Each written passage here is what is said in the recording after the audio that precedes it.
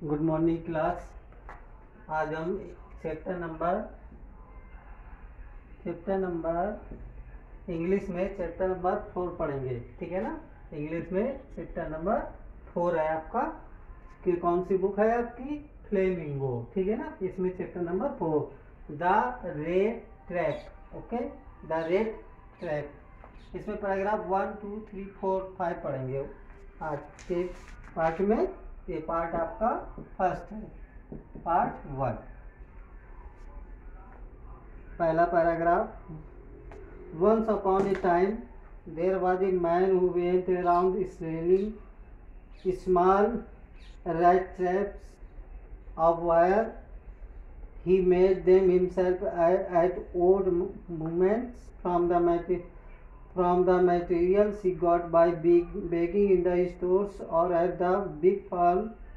But even so, the business was not especially profitable. Gleam in the eyes.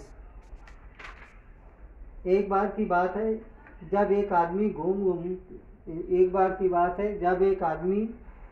घूम कर तार से बने चूहे के छोटे छोटे पिंजरे बेचा करता था। एक आदमी ऐसा था जो यहाँ वहाँ घूमता था और तार के बने हुए चूहे के पिंजरे बेचा करता था।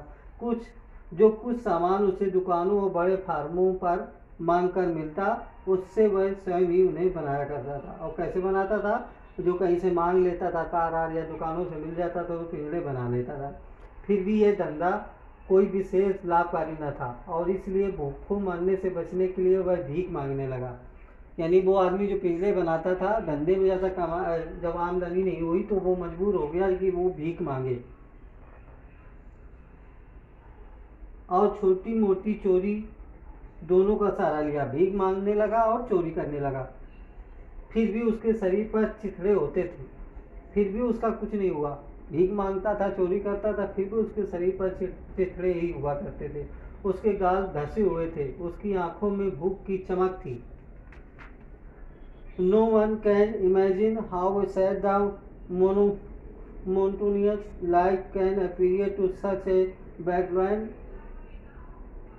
who plods along the roads left to his own meditation. But one day this man had fallen into line of the thought which really seemed to be entertaining. He had naturally been thinking of his rat trap when suddenly he was struck by the idea that the whole world out him came to an end. कोई सोच नहीं सकता था कि ऐसा आवारा के लिए जीवन कितना उदास और वाह होगा। यानी जो आदमी कुछ काम न करे, सारा दिन घूमे फिरे, जिसके शरीर में अच्छे कपड़े ना हो, तो कोई भी आदमी उसके बारे में सोचता नहीं कि इसका जीवन कैसा होगा। जो अपने विचारों में खोया सड़क पर चलता रहता था। एक दिन यह व्यक्ति एक ऐसी विचार श्रृंखला में खो गया। बहुत गंभीर सोचने लगा। जो भिखारी था, जो छोटी मोटी चोरी करता था, बहुत गंभीर मुद्रा में सोचने लगा। उसे वाकई बड़ी मनोरंजन लगी। वह अपने चूहों के पिंजरों के बारे में सोच रहा था। तब अचानक उसे यह ख्याल आया कि उसके चारों ओर की संपूर्ण दुनिया, देशों और सागरों, शहरों और ग्रामों सहित एक बड़ी चूहेदानी के अतिरिक्त कुछ न थी। और सोचते सोचते वो इस नतीजे पर पहुंचा कि दुनिया, देश, सागर, शहर, ग्राम, ये सब एक बड़ी सी चूहेदानी है। उसे ऐसा महसूस हुआ। मनुष्यों को दाना डालकर ललचाने के अतिरिक्त इसके अस्तित्व का कभी कोई अन्य उद्देश्य ही नहीं था। और वो मनुष्यों को चूहा रूपी मानता था कि बस मनुष्यों को लालच देने के अलावा लालच दे करके उनको फंसाना ही दुनिया में रह गया है। इसमें दौलत और खुशियाँ हैं, भवन और भोजन है, गर्मी और वस्त्र है, बिल्कुल वैसे ही जैसे चूहेदानी में पनीर और सुअर का मांस होता है। और जैसे ही कोई व्यक्ति स्वयं को दोनों को छूने के प्रलोभन में आने देता है, पिंजरा उसके लिए बंद हो जाता है और तब सब कुछ समाप्त हो जाता है। दौलत, खुशियाँ हैं, भवन, भोजन है, गर्मी, वस्त्र हैं, ये ऐसे मनुष्य रूपी चूहेदानी के यानी लालच के दाने हैं जो मनुष्य उसमें फंसता है। जैसे चूहेदानी में पनीर और सुअर का मांस डालने से चूहा फंसता है, वैसे मनुष्य भी लालच के प्रलोभन में फंस जाता है। पैराग्राफ नंबर अब हम द वर्ड सेकेंड पढ़ेंगे। The word had of course never been very kind of him, so it gave him unwanted joy to think ill of eating in this way and of others who were still circling around the bed। संसार निसंदेह उस पर कभी अधिक मेहरबान नहीं रहा था। संसार के लोगों ने उसका कभी भला नहीं किया, अतः उसको बुरा सोचने में उसे असाधारण आनंद आता था और तभी वो दूसरों के लिए ऐसा सोचता था। अपनी अनेक पैदल यात्राओं में समय बिताने के लिए उसका मनपसंद काम हुआ करता था चूहों को पकड़ना और छोड़ना, पेड़े बनाना। कि अपने परिचित व्यक्तियों में उनके बारे में सोचे जिन्होंने स्वयं को इस खतरनाक जाल में फंसने दिया था। और इतना टाइम नहीं था उसके पास कि वो कुछ व्यक्तियों के बारे में सोचे जाल में फंसने दिया था, और उन व्यक्तियों के बारे में जो अभी भी दाने ललचाने वाली वस्तु के चारों तरफ चक्कर लगा रहे हैं। और वो उन व्यक्तियों के बारे में भी सोचता था जो अभी भी इंतजार में बैठे हैं कि कोई उनको थोड़ा सा लालच दे और वो फंस जाए, क्योंकि संसार है ही ऐसा। लेखक जो बताता है, कह रहा है, तो वो चीजें हैं। ये स्टोरी में कौन सुना रहा है? लेखक। तो लेखक ये कहता है कि संसार में आदमी अब ऐसा बैठा है कि उसको कुछ लालच दो और वो तुरंत चक्कर में तुम्हारे झांसी में आ जाता है। यही लेखक बताता भी है पैराग्राफ नंबर 3 में। On dark evening, as he was treading along the road, the caught sight of the little grey cottage by the roadside, and the knocked on the door to ask shelter for night. Nor he refused. Instead of the surface and ordinary meet him, his owner, who was an old man without wife or child, was happy to get someone to talk to in his loneliness bedtime।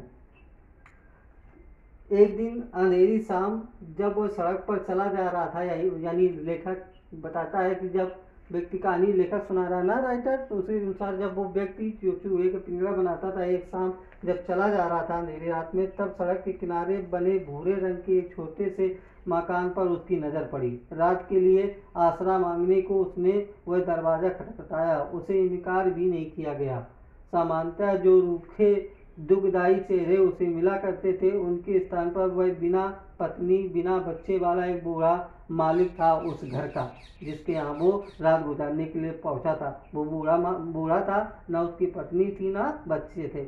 अपने अकेलेपन में बात करने के लिए किसी को पाकर खुश हुआ। वो बूढ़ा भी खुश हो गया कि कोई उसके पास आया, क्योंकि वो भी अकेला था। उसने तुरंत दलिए के बर्तन को आग पर चढ़ा दिया और रात का अंतिम भोजन दिया, और फिर उसने अपनी तम्बाकू की रोल से इतना बड़ा टुकड़ा काटा जो उसके और अजनबी दोनों के हुक्के के लिए काफ़ी था। उस बूढ़े व्यक्ति ने जो भिखारी उसके यहाँ पहुंचा था। अंत में उसने ताश की एक पुरानी गद्दी निकाली और सोने के समय तक अपने मेहमान के साथ जोलिस खेलता रहा। कौन सा गेम खेलता रहा? जोलिस खेलता रहा। अब पैराग्राफ है 4। The old man was just as generous with his confidence as with his porrites and tobacco. The guest was informed at once that in his days of prosperity his host had been a cropper at Ramsau Ironwork, 30 kroners in payment। बूढ़ा व्यक्ति अपने राज बताने के बारे में भी उतना ही उदार था जितना दलिया और तम्बाकू देने में। बूढ़ा व्यक्ति उस भिखारी को जो चूहे पकड़ने के पिंजरा बनाता था, उसके साथ अपने राज खोलने लगता है। और वैसे ही जनरस होता है, जैसे कि वो बड़ी सहानुभूति के साथ जैसे तम्बाकू खाना दिया वैसे अपने राज भी खोलता है। मेहमान को बताया गया कि उसने समृद्धि के दिनों में उसका मेजबान रेमजो आयरन वर्क में काम कर चुका था और एक खेत में भी था।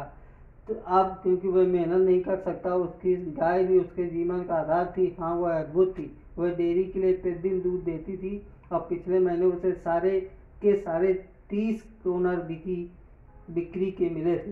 अब बूढ़ा व्यक्ति बताने लगा कि जब मैं इस लायक था कि काम कर सकता था, तो मेरा जो एक मेजबान था रेमजो, यानी अब वो भिखारी बता रहा है जो जिसके घर वो गया, कि जिसके यहाँ मैं गया था, मेजबान मेरा जो था रेमजो, जो पहले जब काम करने के योग्य था तो वो काम करता था, खेतों में भी करता था। उसके पास एक गाय थी जो दूध देती थी, जिससे उसे पैसे कुछ कमाने को मिलते थे। 30 क्रोनर बिके बिके यानी गाय के दूध से होते थे। अब आज के लिए आज लास्ट पैराग्राफ है, द स्ट्रेंजर पहुंच तक। 5th paragraph, the stranger must have seen incredulous, for the old man got up and went to the window, took down a leather paunch which hung on a nail in the very window frame, nodding knowingly, and then stuffed them back into the pouch. उस अजनबी से अवश्य कुछ विश्वास झलका होगा। बूढ़ा व्यक्ति ने उस भिखारी जो पिंजरे बनाने वाला चूहे पकड़ने के पिंजरे बनाता था, उस पर बूढ़े व्यक्ति ने विश्वास किया, तो उसे लगा होगा कि बूढ़े व्यक्ति को लगा होगा कि ये व्यक्ति कुछ अच्छा है, क्योंकि वह बूढ़ा और खिड़की पर गया, एक थैली उस कील से उतारी। तो बूढ़ा एक खिड़की के पास गया, जो कील पर एक थैला टंगा था उसे उतारा, खिड़की की चौखट पर होने लगी थी, उतारी जो उस खिड़की की चौखट पर हो लगी थी, जो लग रही थी, उसको उतारा उसने। उन्हें उसने मेहमान की आंखों के सामने रखा, यानी बूढ़े व्यक्ति ने उस भिखारी के सामने रखा, गर्दन हिलाकर बताते हुए, और फिर उन्हें उसी थैली में ठूस दिया, यानी कुछ दिखाया उस थैली से निकाल करके, अब फिर बूढ़े व्यक्ति ने और फिर वापस उसी थैली में रख दिया। ओके स्टूडेंट, आप इन 5 पैराग्राफ को एक बार रिपीट करेंगे। आज आपका पार्ट 1 हुआ। आज के लिए इतना ही। Thank you.